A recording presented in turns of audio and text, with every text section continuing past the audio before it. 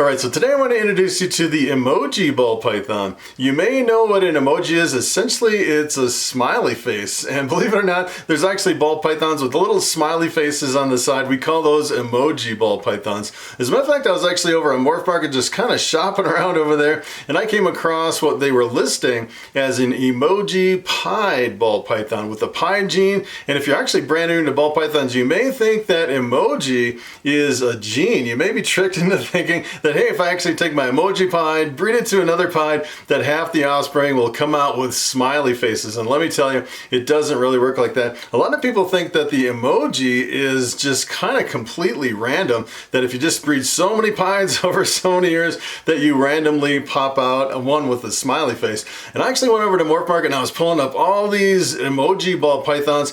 Pretty much the number one gene that is essential for an emoji is actually you need pied in the mix. The pied is a recessive gene and it brings in big patches of white. Although you need a little bit more than pied, let me tell you, if you're just working with pied by itself and you're breeding thousands of pieds and you get lots and lots of hatchlings, the odds of getting an emoji pied seem pretty low. As a matter of fact, I actually saw someone who's been breeding ball pythons for over 20 years, lots of pieds, probably thousands of pieds, and they got their first emoji pied after a really long time, years and years. And I've actually went over to Morphmarket and I think there is a gene that you can mix with a pied to increase the frequency of the emojis, which is pretty interesting. And that gene is the leopard. I actually pulled up a whole bunch of emojis over there and I'd say probably about half of them, more than half, were actually leopard pieds, which is pretty amazing. Leopard's a pretty amazing gene. It's actually a darkening gene. It really darkens the background of a lot of combinations,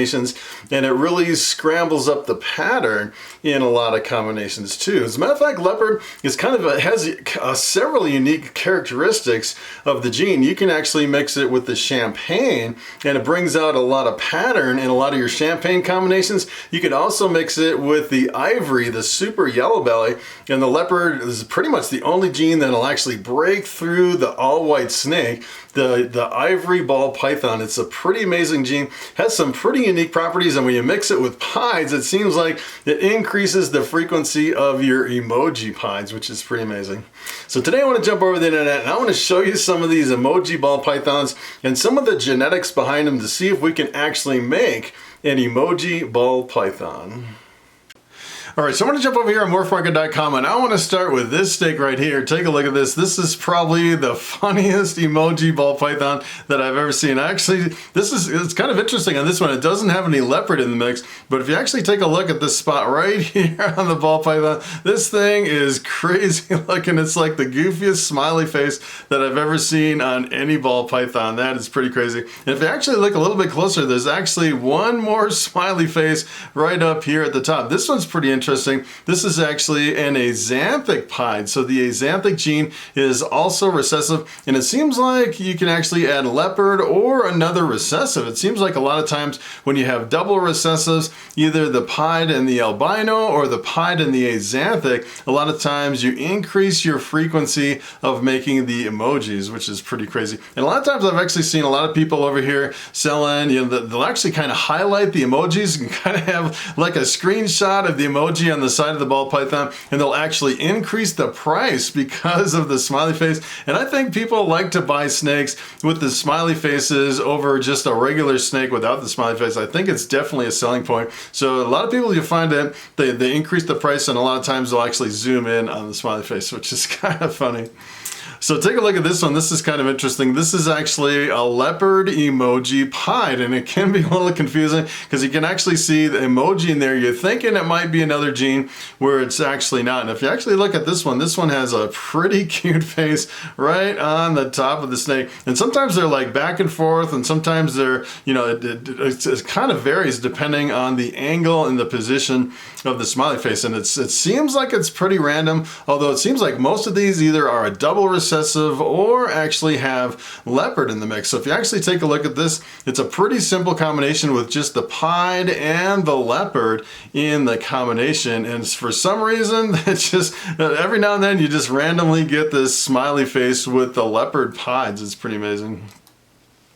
So this is kind of interesting. This is another one. This is a high white leopard pied, another leopard pied combination. And sometimes you can actually have multiple smiley faces. As a matter of fact, the most I've ever seen is 3 smiley faces on one snake. And it seems like in most cases they're always smiling, but not in all cases. Sometimes you can get some really crazy faces. Sometimes they're frowning. Sometimes it almost looks like a jack-o'-lantern or something like that, where actually someone carved the snake. As a matter of fact, I actually pulled one up over here. Take a look at this one. This definitely looks like a jack-o'-lantern face on the side of the snake. Kind of crazy. And at first you're kind of looking, is that really an emoji? And some of them are really obvious. This one actually looks like a pumpkin someone carved, and it actually has a nose in it, which is pretty interesting. Some of them do have noses.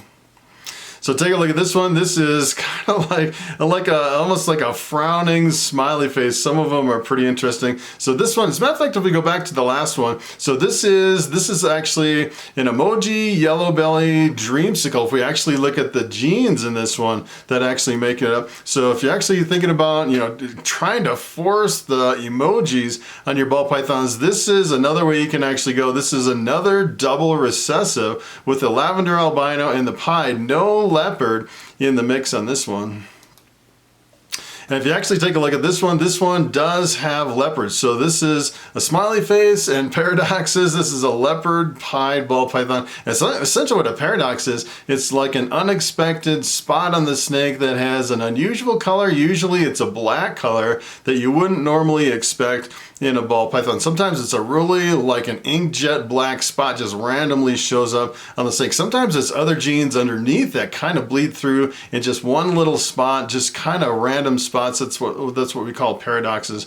But as far as this one, it's kind of interesting. You have a smiley face, and this is another leopard pied. It seems like there's a trend with the leopard pieds. It's pretty amazing. So I actually pulled up another one here. Here is an emoji smiley face pied ball python. So this one doesn't have any leopard in the mix. So sometimes you can actually get it with just the pied, but it seems like most of them, probably at least half or more than half, actually have leopard in the mix. I actually pulled up another one here, another leopard pied with the Emoji in the mix. And this one's kind of interesting. It has a little nose right in the middle of the smiley face. And I'm kind of curious. It's kind of hard to tell, you know, the pricing on some of these because the prices always change from year to year. But a lot of times if you actually look at kind of your current pricing and look at the emoji pied, some people kind of, you know, kind of like show it off. Kind of like this one right here. This is like a good selling point if you have a pied with a smiley face. A lot of people would definitely buy into something like this. So here's another one. This is actually the Fonz 2020 Emoji High White Pied Leopard. It also has leopard in it. And it was, let me tell you, it was kind of hard to find these over here in Morphmarket. Essentially what I did is I went over to an advanced Google search and I was looking for emojis and looking for emojis over here on, or smiley faces on a lot of the, you can actually, if you actually go to a Google advanced search, you can do like a keyword search and do just on a certain domain. So you can actually type in morphmarket.com in the Google Advanced. I couldn't really find a good way to come over here in Morphmarket and search for emojis. Let me tell you, I started digging through like, you know, hundreds of thousands of snakes over here, and that was pretty much impossible. Then I actually went over to Google Advanced, and it seems like I actually pulled up a lot more results on this one. But you can definitely tell in this one, it's another leopard pied, and you actually have a little smiley face right here on the ball python. So here's another one. This is actually another one, a leopard pied, and it seems like a lot of them are actually at least 50% or like a really high white pied. It doesn't seem like you get a lot of smiley faces on the low white pied. I don't know if it's just coincidence that's actually happening, but that's pretty much what I've been seeing over here on Morphmarket. So here is another one. This is an emoji pied. I guess you could almost call this an emoji. Pretty close. It almost looks like 2 eyes and a mustache with no mouth on this one. Kind of interesting. And this one doesn't have leopard. It's just a straight pied on this one.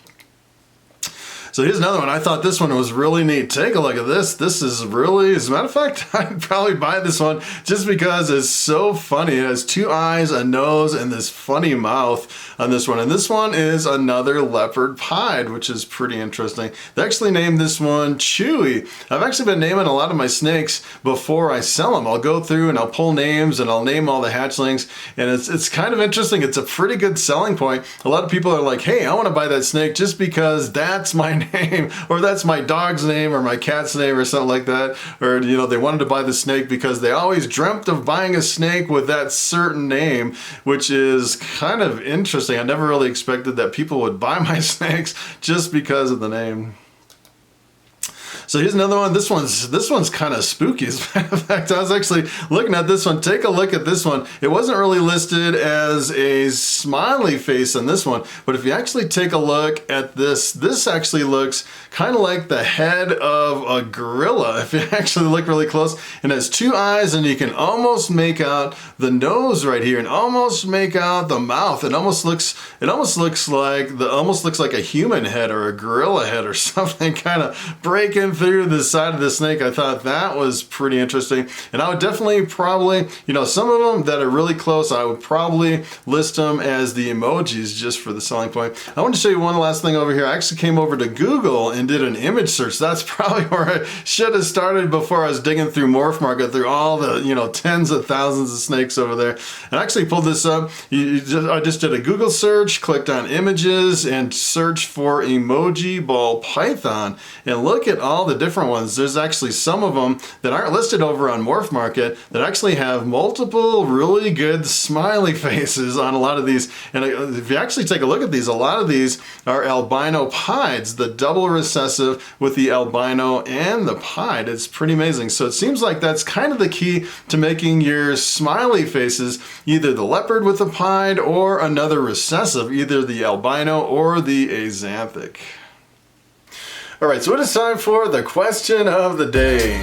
And David Jagger asks, where do you put your thermostat heat probe on your ARS rack systems? And that is a very good question. As a matter of fact, I was kind of wondering that myself. When I first got my ARS racks, I was like, where do I put the heat probe to control the heat on these racks? And if you actually look right behind me, this is actually over here on this side. These are actually ARS 5040 racks. And then on the other side over here, these are actually hatchling racks. So I also have racks for my adult female ball pythons. And essentially the way the racks work is the snake goes into the gray tub. Let me tell you, ball pythons love being in the dark in a gray tub. And above the gray tub, there's some grating that allows in kind of diffuse light, so it's not completely dark in the tubs. And if you actually slide the tubs out, in the very back of the tub, all along a whole row, it's like a metal panel that goes in the back of all the tubs in every single row. And on that metal panel, there's actually heat tape built in there, and you can actually control the heat tape with a thermostat.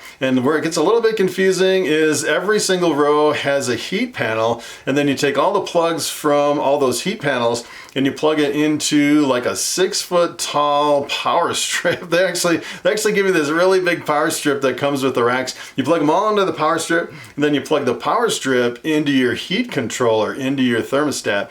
And essentially what you do is you have to control the whole thing with just one heat probe. And it's like, where do you put the heat probe? And essentially what I did is I took the heat probe and I used like clear packing tape, and I taped it to one of the heat panels right in the middle of the rack, which is, it's a little bit tricky because the top and the bottom of the racks get a little bit cooler than the middle of the rack where the heat probe is. And I found it's pretty good with my hatchlings and my grow-outs, but for my females, my female breeders, essentially what I do is I actually have every single panel plugged into a separate heat controller on a separate probe. So I actually have probes on every single panel on every single level. And kind of the way I get around that is they actually make some heat controllers that control 4 levels at a time. So you can actually get 2 of them that control 8 levels, and then I have some kind of odd and end heat controllers for the other levels. And let me tell you, when it comes to breeding my ball pythons, especially my females, I want them at the exact temperature for breeding. I set the hot spot to 90 degrees pretty much year round. But when it comes to my hatchlings and my grow-outs, it doesn't really matter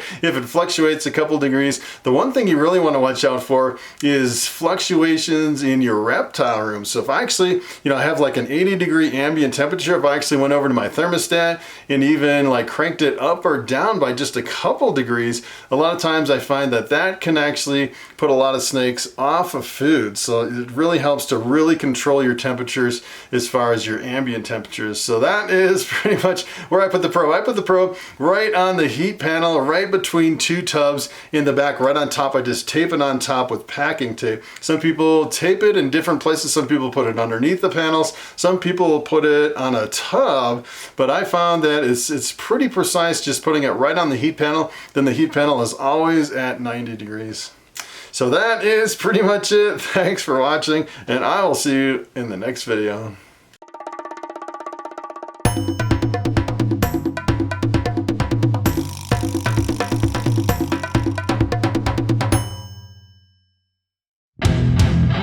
Thank you.